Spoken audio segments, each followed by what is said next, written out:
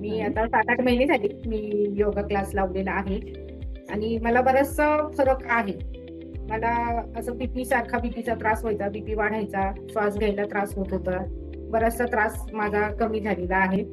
गुडघे दुखायचे, स्टॅमिना खूप कमी होता. जिने 2 चढत आले तरी पण मला दम लागायचा. तोही हं, हं. त्रास बराचसा कमी झालेला आहे. स्टॅमिना खूप वाढलाय, फ्लेक्सिबिलिटी वाढलेली आहे आणि खूप फ्रेश वाटतं. आता ह्या महिन्यात म्हणजे खूप स्टिफनेस आला होता पूर्ण शरीराला असा आणि आता फ्लेक्सिबिलिटी वाढली आणि सवय सुधारल्या म्हणजे लवकर उठायची सवय लागली.